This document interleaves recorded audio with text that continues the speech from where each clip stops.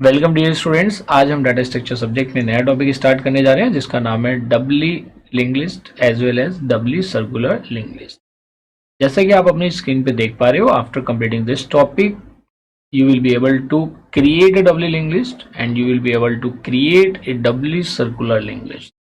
तो देखिए, जैसा कि हमने प्रीवियस लर्निंग मॉड्यूल्स में भी किया था, तो वहाँ पे हमने सिंगली सर्कुलर लिंक लिस्ट और सिंगली लिंक लिस्ट को डिस्कस किया था, उनकी डिफरेंट प्रॉब्लम्स को सोल्व किया था। जैसे कि मैंने आपको first lecture of link list में बताया था जिसमें वेरियस टाइप के लिंक लिस्ट बताए थे, तो जस्ट रिकॉल दैट कॉन्सेप्ट। आपने देखा था कि यहाँ पे हर एक नोड के साथ एक प्रीवियस पॉइंटर फील्ड भी एसोसिएटेड होता है। तो यहाँ पे ज़्यादा चेंजेस नहीं आएंगे, सिर्फ और सिर्फ क्योंकि जो प्रीवियस पॉइंटर फील्ड होता है, आपने देखा था these are more efficient than single link list and singly circular link list. क्यों? क्योंकि आप इमीडिएटली अपने प्रीवियस एलिमेंट को एक्सेस कर सकते हैं, जबकि सिंगली लिंक लिस्ट में तो वो फिजिबल ही नहीं था। सिंगली सर्कुलर लिंक लिस्ट ने वो फिजिबिलिटी दी कि आप प्रीवियस नोड को एक्सेस कर सकते हो, लेकिन उससे पहले के सारे नोड्स को आपको एक्सेस करना पड़ेगा। तो लेकिन डबली सर्कुलर लिंक लिस्ट में उसको आप इमीडिएटली एक्सेस कर सकते हैं, लेकिन डबली की अपनी लिमिटेशन थी कि फर्स्ट से लास्ट को, लास्ट से फर्स्ट को एक्सेस करना भी थोड़ा टाइम कंज्यूमिंग था। उसको एलिमिनेट किया फिर डबली सर्कुलर लिंक लिस्ट ने। जैसा आप जानते हैं कि लास्ट के पास फर्स्ट नोड का एड्रेस होता है और फर्स्ट नोड के पास लास्ट नोड का एड्रेस होता है। तो इस तरह से आप उन नोड्स को भी डायरेक्टली एक्सेस कर सकते हैं, और ये जो लिंक लिस्ट है, these are the fastest one. अगर मैं बात करूं इनकी आगे फर्दर कहाँ पे इनका यूटिलाइजेशन होगा, जो भी ट्री का इम्प्लीमेंटेशन है, ग्राफ डाटा स्ट्रक्चर का इम्प्लीमेंटेशन है, वहां पे हम डबली सर्कुलर लिंक लिस्ट का यूटिलाइजेशन करेंगे। अगर मैं इस टॉपिक की इंडस्ट्री पॉइंट ऑफ व्यू से एप्लीकेशन की बात करूं, तो देखिए आजकल मोस्ट फ्रीक्वेंटली यूज जो डाटा स्ट्रक्चर है या लिंक लिस्ट है, वो कौन सी है? Doubly link list. आप कोई भी एक एग्जाम्पल ले लो, जैसे आप कोई भी डिवाइस ऑपरेट कर रहे हो, चाहे मोबाइल है या कंप्यूटर है, और या इंटरनेट में मतलब इन डिवाइसेस की हेल्प से आप इंटरनेट को एक्सेस कर रहे हैं, तो आप देखते हो कि आप दोनों डायरेक्शन में मूवमेंट कर सकते हो। जैसे आप देखते हो फॉरवर्ड और बैकवर्ड दोनों ऑप्शन अवेलेबल होते हैं। क्लिक कर दिया फॉरवर्ड और बैक वाला कर दिया तो आप बैकवर्ड चलेंगे, या डू और अंडू वाली चीजें जो होती है, वो सारे फीचर्स किसके हैं? वो डबली लिंक लिस्ट के हैं। डबली सर्कुलर के लिंक लिस्ट के केस में क्या होता है कि जैसे आप नेक्स्ट नेक्स्ट करते चले जाते हैं, फिर वो आपको फर्स्ट पे लेके आ जाए, या अगर आप फर्स्ट पे हैं, फर्स्ट से तो सीधा forward forward forward and then backward, ऐसे ही होगा। और आप लास्ट पे चलेंगे तो डायरेक्टली आप वो किसको भेज देगा? होम पेज पे शिफ्ट कर देगा। तो ये सारे फीचर्स हैं किसके? Doubly link list and doubly circular link list के। मोस्ट फ्रिक्वेंटली आप देखते हैं, आप इसको आप जब करना शुरू करो, कोई भी डिवाइस आप ऑपरेट करो, देखो यार मैं इसमें फॉरवर्ड जा सकता हूँ या बैकवर्ड जा सकता हूँ, या मैं दोनों डायरेक्शन में जा सकता हूँ। तब वहां पे आप ये विजुअलाइज करेंगे कि यार इसमें तो मैं दोनों डायरेक्शन में जा सकता हूँ, ओ यहाँ पे तो डबली लिंक लिस्ट का कॉन्सेप्ट इंप्लीमेंटेड है। तो इस तरह से चीजों को आप लंबे समय तक याद रख सकते हैं by correlating them with the real life examples. तो ये स्टार्ट करते हैं creation of Dabali link list. तो डबली, इसका मतलब इस डबली जो वर्ड है, इसका मीनिंग कहां से आया कि ये बाई डायरेक्शनल है। It is by directional link list, मतलब दोनों डायरेक्शन में मूव कर सकती है। दैट इज इधर इन फॉरवर्ड डायरेक्शन और बैकवर्ड डायरेक्शन।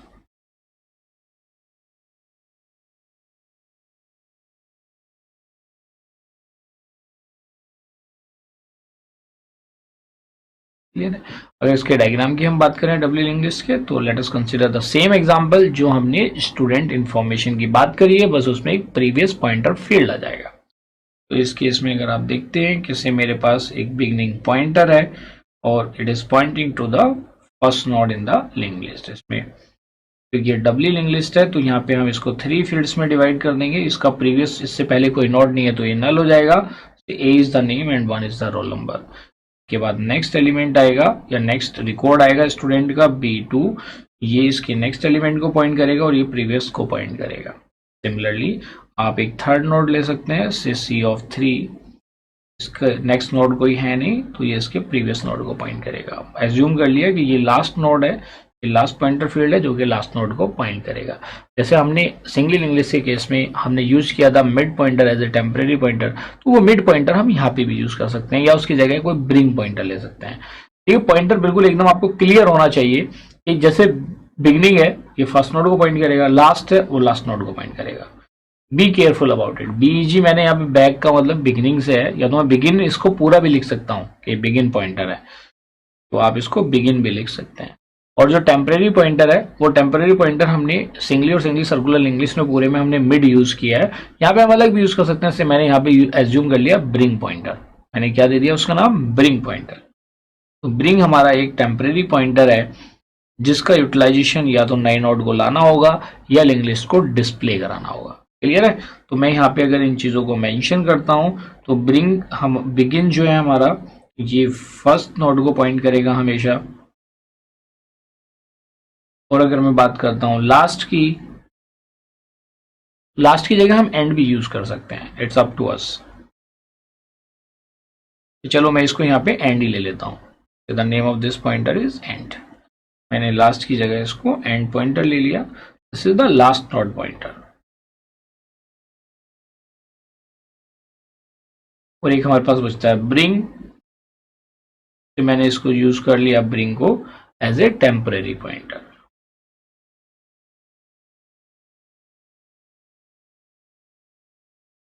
क्लियर?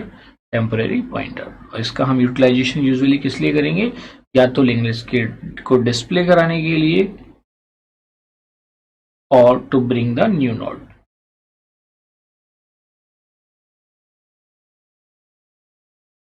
क्लियर? और एज ए टेम्परेरी, बेसिकली इसका नाम ऊपर ही मेंशन्ड है कि ये वर्क करेगा एज ए टेम्परेरी नोड। अब इसका अगर हम सी में डिक्लेरेशन दें तो हम इसको डिक्लेयर कैसे करेंगे, तो मैं एक क्रिएशन का एग्जाम्पल ले लेता हूँ, उसमें सारी चीजें आ जाएंगी। तो बेसिकली यहाँ पे हम क्रिएट करने जा रहे हैं डब्ली लिंक लिस्ट।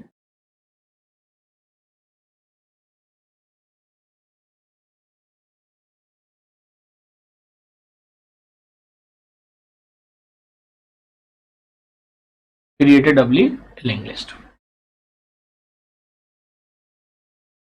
तो आपके पास एक नोड है और आपको पता ही है नोड को रिप्रेजेंट करने के लिए हम किसका यूज करते हैं, स्ट्रक्चर का, due to dissimilar data elements. तो वही सेम मैं इसको स्ट्रक्चर डिक्लेयर कर रहा हूं, तो स्ट्रक्चर कैन बी डिक्लेयर्ड इधर within the body of main function और outside the body of main function. तो जैसा हमने बिगनिंग से लिया, हमेशा हम इसको कहां पे डिक्लेयर करते हैं, outside the body of main function. तो मैंने एक स्ट्रक्चर ले लिया, से struct student, student is the name of the structure, और इसके अंदर मैंने कुछ इसके मेंबर्स लिए। इसमें जैसे मैंने कैरेक्टर नेम एक एरे ले लिया ऑफ 20 कैरेक्टर्स और इंटीजर रोल, और इसका नेक्स्ट पॉइंटर और प्रीवियस पॉइंटर मैंने कंसीडर कर लिया। तो मैंने यहां पे लिया स्ट्रक्ट स्टूडेंट पॉइंटर नेक्स्ट, ये नेक्स्ट नोड को पॉइंट करेगा, और एक स्ट्रक्ट स्टूडेंट, या इसी में हम आगे कर सकते हैं, ऐसा नहीं है क्योंकि डाटा टाइप है तो दो बार लिखने की कोई जरूरत नहीं है। प्रीवियस पॉइंटर, पीआरवी क्या करेगा, प्रीवियस नोड के एड्रेस को कंटेन करेगा और नेक्स्ट नोड के एड्रेस को कंटेन करेगा। तो इसके हम अपने वो 3 पॉइंटर जो मैंने बिगिन, एंड और ब्रिंग लिखा है उसको हम यहाँ पे डिक्लेयर कर सकते हैं as a implicit declaration of the structure, और इसको हम एक्सप्लिसिट भी दे सकते हैं। Just recall the concept of programming in C, जिसमें आपको बताया गया था कि आप जो स्ट्रक्चर के वेरिएबल्स हैं they can be declared implicitly और एक्सप्लिसिटली। इम्प्लिसिटली का मतलब with in the body of structure, and explicitly means outside the body of structure. से मैंने यहाँ पे ले लिया बिगिन,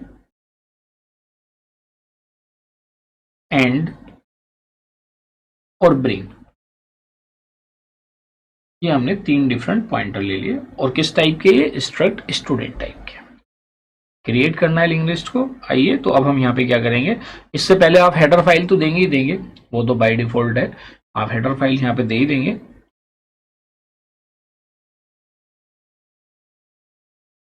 कौन कौन से हेडर फाइल, अगर आप गेट ch और क्लियर स्क्रीन यूज करेंगे तो आपको दोनों ही हेडर फाइल देने पड़ेंगे, हैश इंक्लूड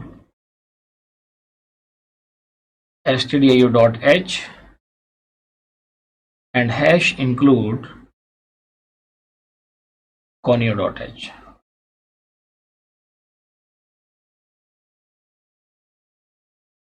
ये दोनों आप इंक्लूड कर लेंगे। यहाँ पे आपने ले लिया void main,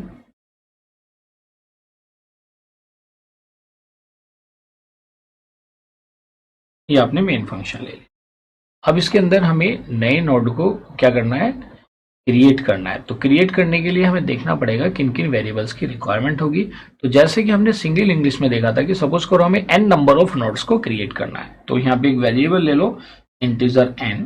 अगर हम n नंबर ऑफ नोड्स को क्रिएट करेंगे तो जैसे एक हमने मैनुअल नोड क्रिएट किया था और रिमेनिंग को हमने लूप के थ्रू किया था, तो लूप को रन करने के लिए वेरिएबल i की भी रिक्वायरमेंट होगी, तो उसको भी हमने यहाँ पे डिक्लेयर कर दिया। ये हमने डिक्लेयर कर दिया। अब प्रिंट एफ, या यहाँ पे आप यूज कर लो clear screen, clear the previous outputs from the screen, और उसके बाद printf enter the number of nodes, enter the number of nodes to be created।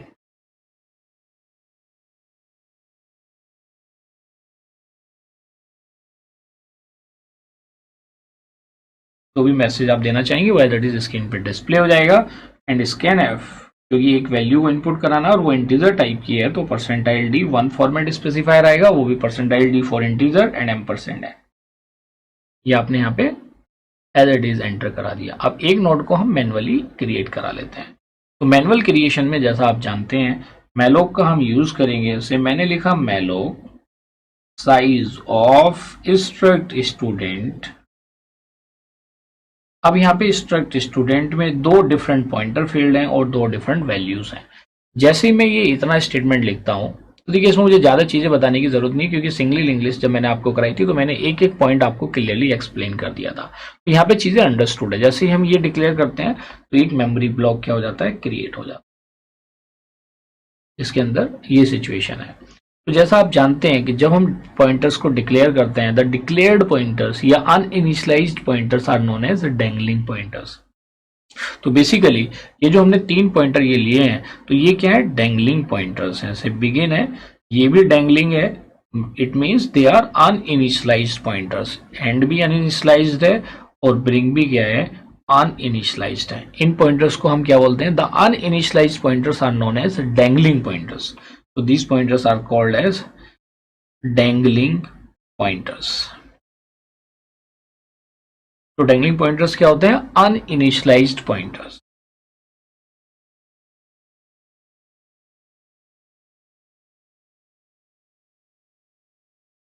Clear है। तो जैसे ही मैंने ये स्टेटमेंट लिखा इससे ब्लॉक क्रिएट हो गया और अभी इसको कोई पॉइंटर पॉइंट नहीं कर रहा है।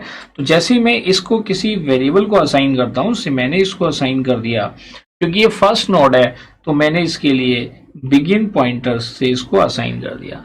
लेकिन अभी भी ये सिंटैक्टिकली करेक्ट नहीं है, क्योंकि begin pointer struct student type का है और ये एक मेमोरी ब्लॉक है, तो इसको हमें कन्वर्ट करना पड़ेगा उसी टाइप में जिस टाइप का बिगिन पॉइंटर है। तो हम यहाँ पे इसकी टाइप कास्टिंग करेंगे और टाइप कास्टिंग में क्या लिखेंगे हम, स्ट्रक्ट स्टूडेंट पॉइंटर।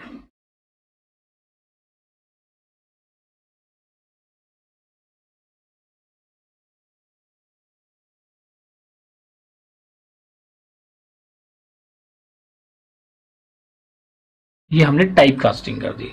तो B careful about it, this is the type casting. क्यों, क्योंकि बिगिन जिस टाइप का पॉइंटर होगा उसी टाइप की हमें इसको टाइप कास्ट में कन्वर्ट करना पड़ेगा। जैसे मैंने इसको इक्वल टू बिगिन किया तो जो हमारा बिगिन डैंगलिंग पॉइंटर था वो बिगिन इस नोड को पॉइंट करना शुरू कर देगा। क्लियर है, इसने इसको पॉइंट करना शुरू कर दिया। अब इसके बाद क्या होगा, अब क्योंकि बिगिन इसको पॉइंट कर रहा है तो इसी के अंदर इससे वैल्यूज भी हम इनपुट कराएंगे। Print F enter the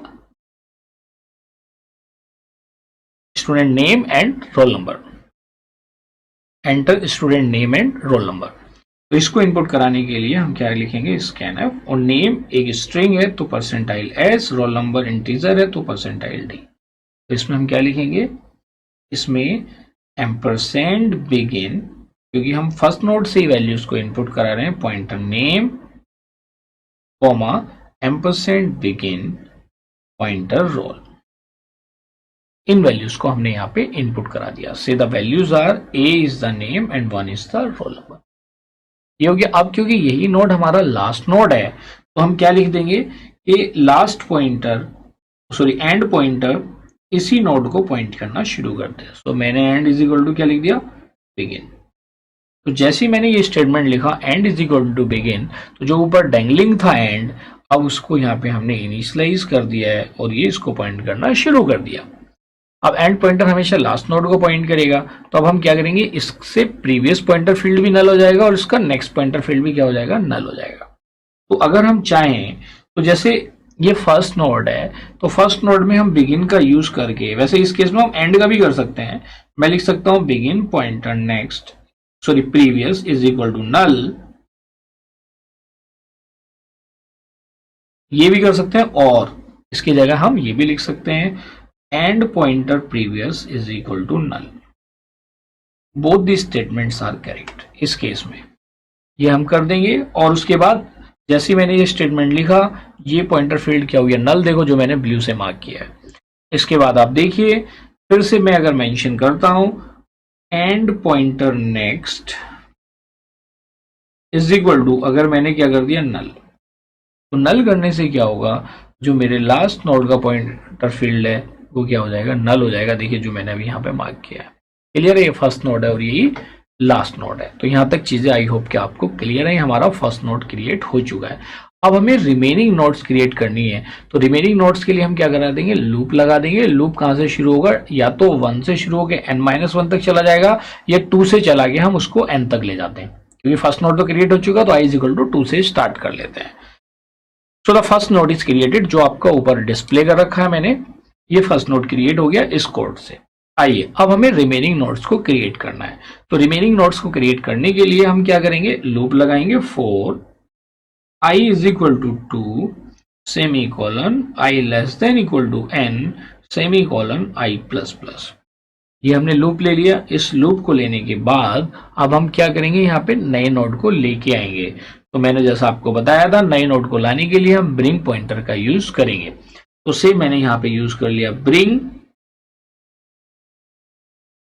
is equal to malloc के थ्रू, तो आप बताइए मेमोरी ब्लॉक क्रिएट होता है और उसकी हम टाइप कास्टिंग, अब ये मैं डायरेक्ट लिख देता हूं क्योंकि अब बहुत ज्यादा रिपीटेशन हो जाएगा चीजों की एक्सप्लेनेशन में। Struct student pointer malloc size of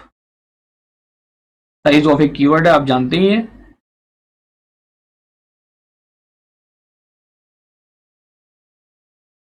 struct student, ये हमने ले लिया। ये वैल्यू सब हमने यहाँ पे कंसीडर कर ली, तो वन मोर नोड क्रिएट हो गया इस स्टेटमेंट के बाद। और उस नोड को कौन पॉइंट कर रहा है, that node is pointed bye bring pointer, who is pointing, bring. Bring एक हमारा टेम्परेरी पॉइंटर है, तो इसी पॉइंटर की हेल्प से इसके अंदर वैल्यूज को भी हम क्या कराएंगे, इनपुट कराएंगे। So print F new line enter name and roll number of the students।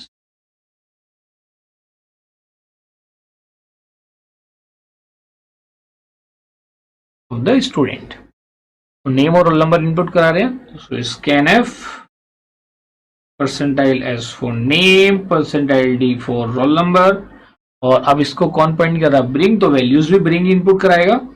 Bring pointer name comma bring pointer roll, दोनों वैल्यूज आप यहां पे इनपुट करा देंगे।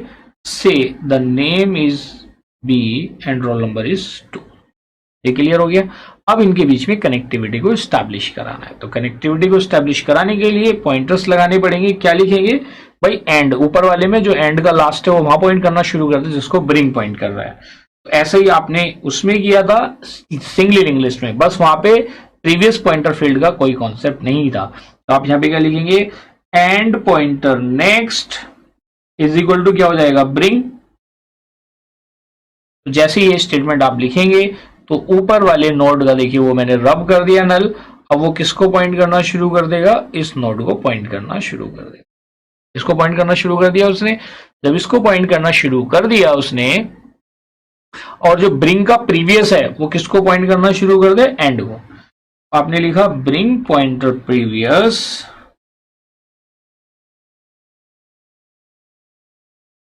इज इक्वल टू, आपने क्या कर दिया, एंड।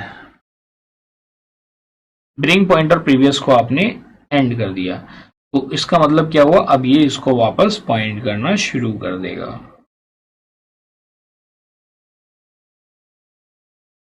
इसको पॉइंट करना शुरू कर दिया। अब इसने इसको पॉइंट करना शुरू कर दिया सेकंड स्टेटमेंट के बाद। यहां तक क्लियर है, यहां तक की बात हमें समझ में आ गई। अब क्या होगा, जो एंड होगा वो हो जाएगा जो ब्रिंग वाला है, क्योंकि नया नोड यही आया और यही हमारे एंड में है। तो ब्रिंग जहां पे पॉइंट कर रहा है वहां पे एंड पॉइंट करना शुरू कर देगा। तो यहां पे हम क्या लिखेंगे, end point, end will start pointing to the node pointed by bring. जैसे ही मैंने ये स्टेटमेंट लिखा end is equal to bring, तो क्या होगा, ये जो एंड यहां पे पॉइंट कर रहा था, यहां से देखिए मैंने रब कर दिया बिगिन वाले से, अब ये किसको पॉइंट करना शुरू कर देगा, इस नोड को, क्योंकि यही तो एंड है। अब ये नोड एंड नोड हो गया। अब जब ये एंड नोड हो गया, अब एंड का पॉइंटर नेक्स्ट क्या हो जाएगा, नल। अब ये लास्ट नोड है, तो आप क्या कर देंगे यहाँ पे, end pointer next is equal to नल।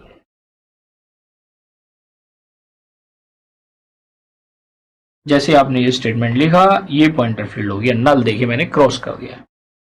अब ये प्रोसेस चलता रहेगा कब तक, जब तक आपके नोड्स क्रिएट नहीं हो जाते। क्लियर है, ये तो सेकंड था। ऐसे मान लिया n इज इक्वल टू 3 होता फॉर एग्जाम्पल, भाई ये 3 को भी अप्लाई करके देखते हैं। मान लिया यहाँ पे n की वैल्यू 3 थी, मैंने एज्यूम कर लिया कि भाई हमने n की वैल्यू यहाँ पे 3 इनपुट कराई है, तो फिर से लूप चलेगा, i की वैल्यू में इंक्रीमेंट होगा, i की वैल्यू कितनी हो जाएगी 3, चेक करेगा 3 less than equal to 3, condition true है। फिर से क्या होगा, एक नया नोड आएगा, एक न्यू नोड आ गया, मैं इसको लूप को रिपीट करा रहा हूं, और इस नोड को कौन पॉइंट करेगा, ब्रिंग पॉइंट करेगा, ब्रिंग पॉइंट करेगा। और स्कैनफ की हेल्प से आप इसके अंदर वैल्यूज को इनपुट करा देंगे। से आपने इसके अंदर वैल्यूज इनपुट करा दी, C3 वैल्यूज इनपुट हो गई। वैल्यूज इनपुट होने के बाद एंड का नेक्स्ट किसको पॉइंट करेगा, ब्रिंग को। तो देखिए ऊपर वाले में जो एंड का नेक्स्ट नल था, अब ये किसको पॉइंट करना शुरू कर देगा, उस नोड को जिसको ब्रिंग पॉइंट कर रहा है। इसने इसको पॉइंट करना शुरू कर दिया। इसके बाद देखिए सेकंड स्टेटमेंट, ब्रिंग का previous, bring pointer previous is equal to क्या कर दे एंड, तो इस वाले नोड का जो प्रीवियस पॉइंटर फील्ड था ये वापस उसको पॉइंट करना शुरू कर देगा, लेकिन ब्रिंग यहां से हट जाएगा। जैसे ही हम इस नोड पे ब्रिंग को लेके आएंगे वहां से हट जाएगा। तो अब ये क्या होगा, ये वापस इसको पॉइंट करेगा। जब ये वापस इसको पॉइंट करेगा, ब्रिंग का प्रीवियस उस नोड को पॉइंट करना शुरू कर देगा। फिर क्या हो जाएगा, end is equal to bring. अब ये एंड नोड हमारा ये वाला नोड ना होके वो नोड हो जाएगा जिसको ब्रिंग पॉइंट कर रहा है। अब हमारा एंड यहाँ पे आ गया। क्लियर है, जब एंड यहाँ पे आ गया, end pointer next is equal to क्या हो जाएगा, नल। तो ये वाला फील्ड क्या हो जाएगा, नल। फिर से आई की वैल्यू कितनी हो जाएगी, 4, तो ये लूप टर्मिनेट कर जाएगा। इस तरह से आपकी ये लिंक लिस्ट क्रिएट होगी जिसके अंदर कितने नोड्स है, 3 नोड्स है। और ये कौन सी लिंक लिस्ट है, ये हमारी डबली लिंक लिस्ट है, ये हमारी क्रिएट हो चुकी है। अब हमें इसके एलिमेंट्स को डिस्प्ले कराना है। यहां तक क्रिएशन कंप्लीट हो गया। अगर क्रिएशन की बात करें तो ये सफिशिएंट है, लेकिन जो क्रिएट हुआ है उसको डिस्प्ले भी तो कराना है। तो डिस्प्ले को कराने के लिए हम क्या लिखेंगे, अब आ जाते हैं डिस्प्ले पे। तो जो ब्रिंग पॉइंटर हमारा लास्ट में है, तो इसको स्टार्टिंग में ले आते हैं। भाई रिवर्स देखिए, अगर हमें यहाँ पे लिंक लिस्ट को रिवर्स प्रिंट करना है, तो जहां पे ब्रिंग एट प्रेजेंट है वहीं से एलिमेंट को प्रिंट कराना शुरू कर दो। Bring is equal to bring pointer previous हो जाएगा, सारे रिवर्स ऑर्डर में प्रिंट हो जाएंगे। ये डब्ल्यू के फायदे भी हैं, लेकिन हमें कैसे, असेंडिंग ऑर्डर, मतलब हमें रिवर्स ऑर्डर में नहीं, हमें फॉरवर्ड ऑर्डर में प्रिंट करना है। तो फॉरवर्ड ऑर्डर में प्रिंट करने के लिए हम क्या करेंगे, पहले तो ब्रिंग को लेके जाएंगे उस नोड पे जिसपे बिगिन पॉइंट कर रहा है। तो ये ब्रिंग यहां से हट जाएगा, जो यहां पे लिखा है फर्स्ट नोड पे चला जाएगा। अब आप इसके अंदर कंडीशन लगा देंगे, while bring pointer, bring not equal to null. जब तक ब्रिंग पॉइंटर की वैल्यू नल नहीं हो जाती तब तक आप क्या करेंगे, आप इसकी वैल्यूज को प्रिंट कराएंगे। तो वैल्यूज को प्रिंट कराने के लिए आप क्या लिखेंगे, प्रिंट एफ। देखिए अब क्योंकि ये डबली है, अब डबली के केस में देखिए आप कैसे करेंगे, आपके पास ऐसा कोई सिंबल तो है नहीं कि आप फॉरवर्ड भी दिखा दें और बारवर्ड भी दिखा दें। सिंगली में तो आपने एरो बना दिया था तो वो चीजें चल गई थी। तो इस केस में हम कैसे करेंगे, इसमें भी हम कर सकते हैं, हमारे पास ऑप्शन है। कैसे कर सकते हैं, हम इसको बाई डायरेक्शनल दिखाने के लिए कि भाई इसके पास इसका एड्रेस है, इसका एड्रेस ये है, लेस देन इक्वल टू ये करके हम शो कर सकते हैं, या लेस देन माइनस ना करके less than equal to greater than, हम ऐसे करके ये सिंबल दे सकते हैं इसमें। और उसके बाद परसेंटाइल एस, परसेंटाइल डी, ये हर एक एलिमेंट के इन बिटवीन आ जाएगा। ये देने के बाद अब क्योंकि स्टार्टिंग नोड को पॉइंट कर रहा है ब्रिंग, तो आप क्या लिख देंगे, bring pointer name comma bring pointer roll, ये आपने ले लिया। फिर आप क्या कर देंगे, नेक्स्ट नोड को प्रिंट कराने के लिए तो bring is equal to bring pointer next, ये आपने कर दिया। ये प्रोसेस चलता रहेगा। उसके बाद आपने क्या लिखा, गेट ch, और बाद में इसको आपने क्लोज कर दिया। यहां तक क्लियर है? तो इसकी हेल्प से आपने नोट्स को डिस्प्ले कराया। ऊपर तो आपने क्रिएट करा दिया और यहां पे आपने क्या करा दिया, डिस्प्ले करा दिया बेसिकली, तो द डिस्प्ले। क्लियर है? और ऊपर हमने इसको क्रिएट करा दिया।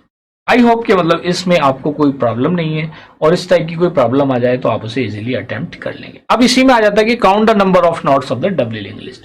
तो इसमें हमें क्या करना पड़ता, सिर्फ व्हाइल लूप में एक काउंटर वेरिएबल लेना पड़ता जिसकी वैल्यू काउंट प्लस प्लस करते, और व्हाइल लूप के बाहर हम एक प्रिंटफ स्टेटमेंट दे देते, the number of notes in the doubly linked list is equal to percentile d. तो मैं यहाँ पे आपको बता दूं कि अगर इसमें काउंटिंग द नोट्स की बात आती, count the number of notes, जो कि इसका अभी पार्ट नहीं है, ये क्रिएशन का पार्ट नहीं है, अगर आ जाती है situation count the number of notes, तो इस केस में आप कैसे काउंट करते नंबर ऑफ नोट्स को? तो नंबर ऑफ नोट्स को काउंट करने के लिए आप इस लूप में, जो ऊपर वाला लूप है, एक वेरिएबल इनिशियलाइज कर देते इंटीजर टाइप का, ऊपर डिक्लेयर कर देते जिसकी इनिशियल वैल्यू क्या होती 1, और यहां पर इसके अंदर यहाँ पे एक आप स्टेटमेंट दे देते काउंट प्लस प्लस, ये इसके अंदर आ जाता, और गेट ch से पहले और लूप के बाहर आप ये स्टेटमेंट दे देते printf number of notes in the doubly linked list